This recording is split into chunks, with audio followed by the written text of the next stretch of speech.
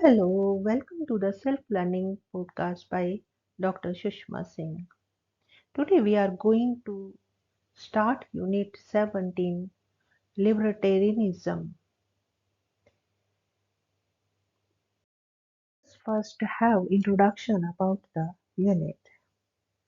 With the rise of liberalism as a theory of welfare state in the 20th century, its functions increased manifold.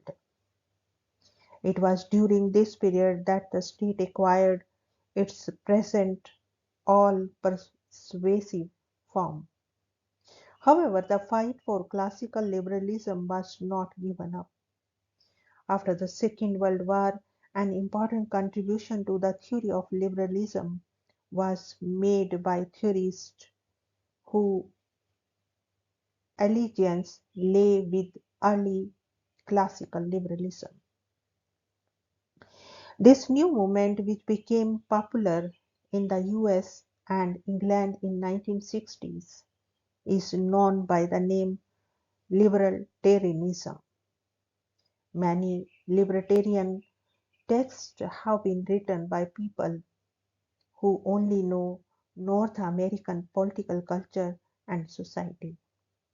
They claim universal application for libertarianism, but it remains culture bound.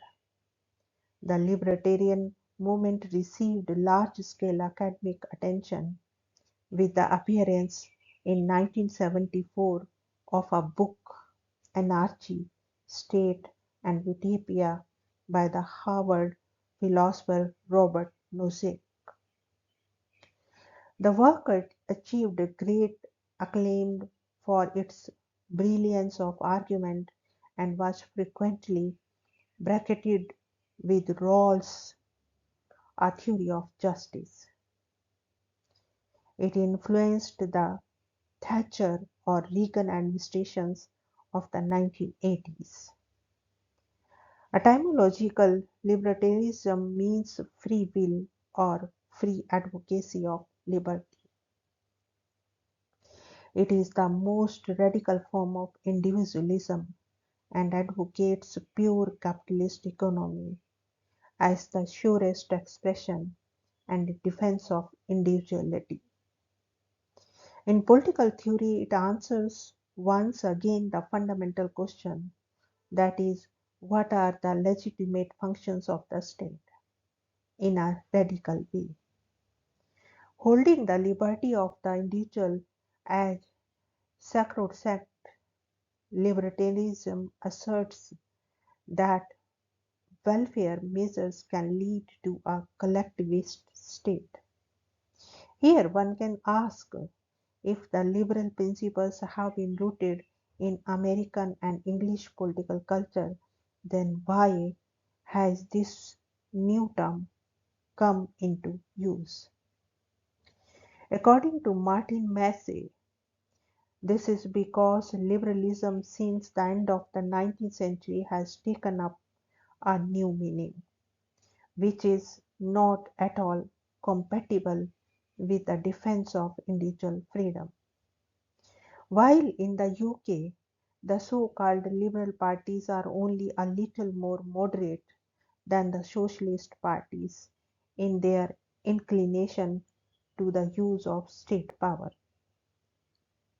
In the United States, a liberal was considered a left-winger who advocated wealth redistribution and supported a big government that interferes everywhere in people's lives.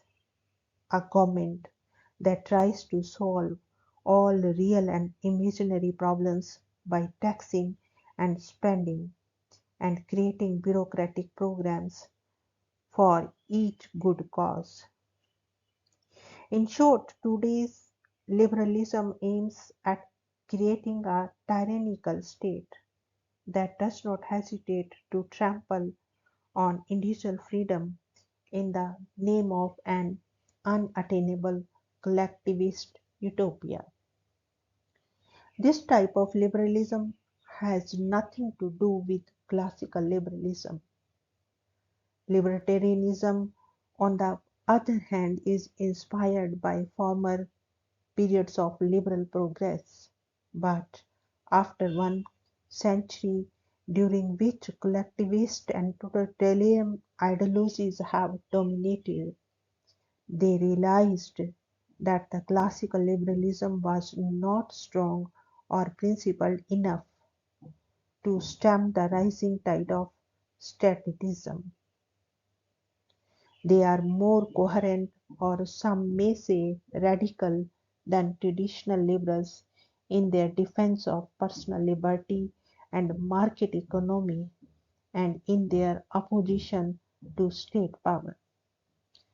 Libertarian scholars have shown that it is the decentralized action of the individuals who pursue their own ends in the free market which makes it possible to create and maintain this spontaneous order to bring prosperity and to support the complex civilization in which we live. Now, first of all, we try to understand what is liberalism.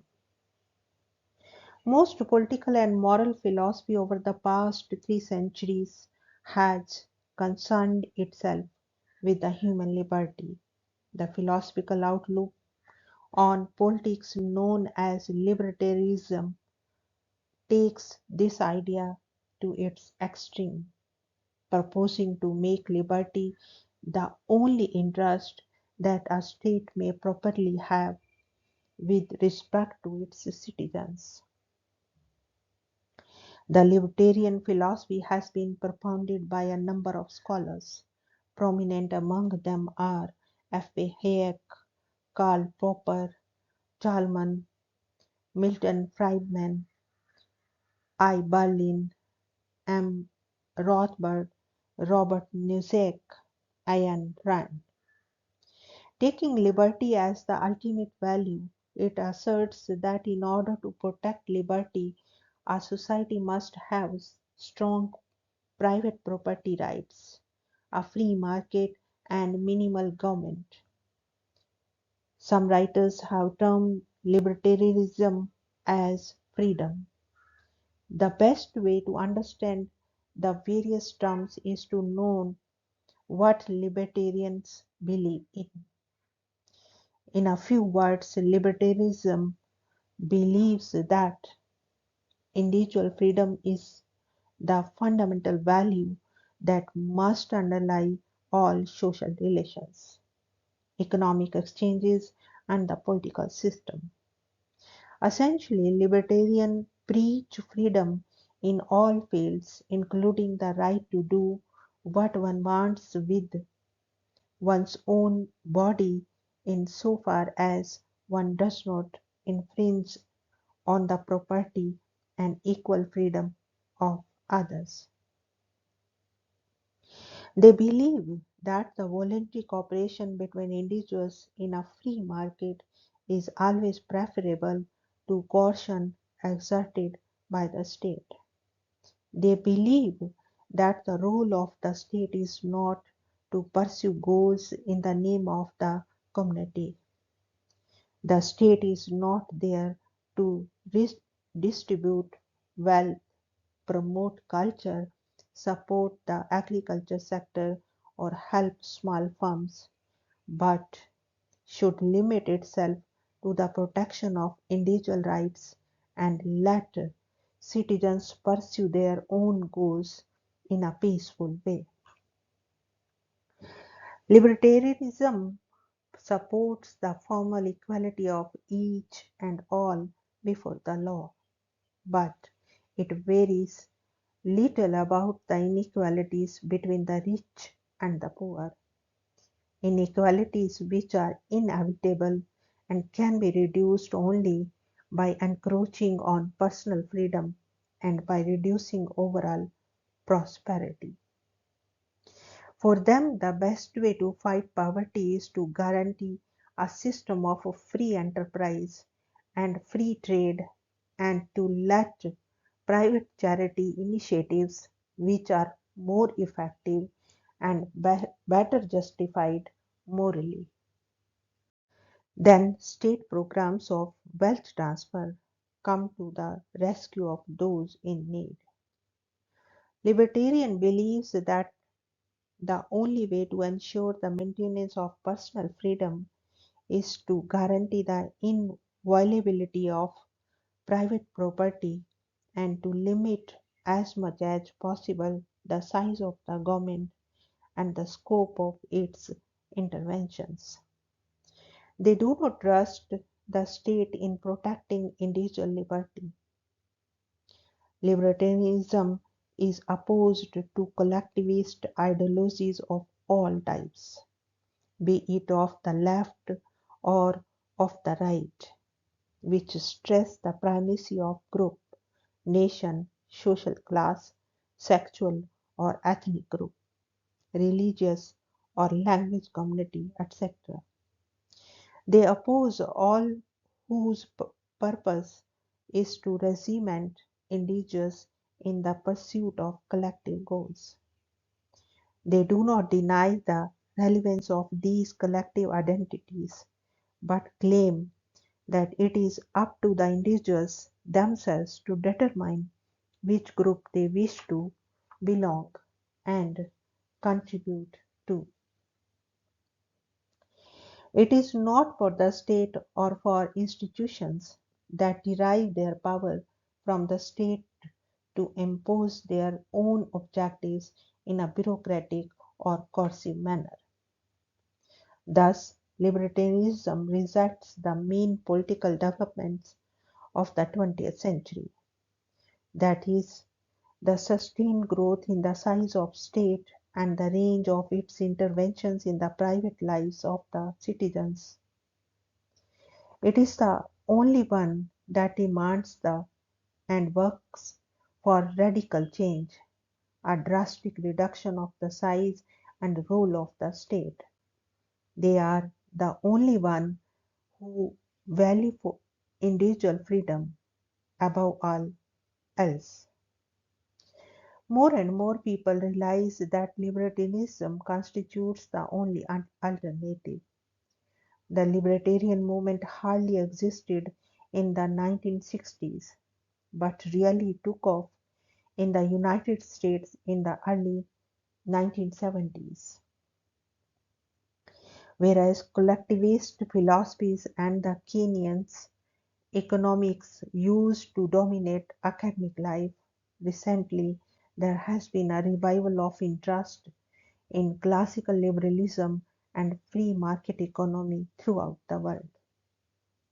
After a century of eclipse, classical liberalism in its libertarian offspring is becoming an influential philosophical doctrine and movement in the 21st century. Like all philosophical movements, libertarianism is varied, containing several schools and subgroups, and one will find no unanimity about its theoretical justifications, its goals, or the strategy that should be adopted to reach them. Mainly, there are two types of libertarianism, and each has its own answer to the queries. One group, the anarchists, or also known as anarcho-capitalist, advocate the complete disappearance of the state and privatization of even the basic functions mentioned above. This goal may appear extreme or ridiculous at first sight, but it is based on the theoretically plausible argument. It is, for example, easy to imagine that one could replace provincial state or municipal police forces with the corruption, abuses of power, the incompetence and favorism which usually characterize them, all and often with impunity, with private security agencies. These would make profit only insofar as they really protect citizens and fight real criminals. Anarcho-capitalists use the same type of the arguments to support the privatization of army and the courts, which would leave nothing for a state to do. Private firms would then provide all services that individuals might need in a pure free market. In the context where public spending now accounts for almost half of all that is produced, where governments continue to adopt law after law so as to increase their control over our life, a more realistic libertarian goal is simply to reverse this trend and fight for any practical advance of freedom and any concrete reduction in state tyranny. The other branch is known as minarchists, who maintain that government may appropriately engage in police protection, enforcement of contracts, and national defense, foreign relations, justice, the protection of private property and individual rights. All remaining functions should be privatized. In the context of a very decentralized federal system, libertarians accept, however, that the local authorities can intervene in other fields and offer various types of social and economic arrangements insofar as dissatisfied citizens can easily move to other jurisdictions. Definitely not included, according to the mini anarchist, is the power to tax, even to secure money for the functions just mentioned. The question arises why the libertarian endorse these views so sharply at variance with most political theory. Firstly, libertarians hold an extremely strong doctrine of individual rights, particularly the right of individuals to acquire and hold property. Their concept of property rights and freedom of contract excludes welfare rights, since claims to these rights acquire, in libertarian view, compulsory labor of some on behalf of others. Secondly, libertarians believe that the operation of an unrestricted system of laissez-faire capitalism is the most desirable social system. People unfettered by state compulsions would be likely to establish their sort of economic system, and it is all for the best that they do. We shall study all these accepts in detail in the next section. Here we want to wind up today's lecture. Thank you so much for your attention.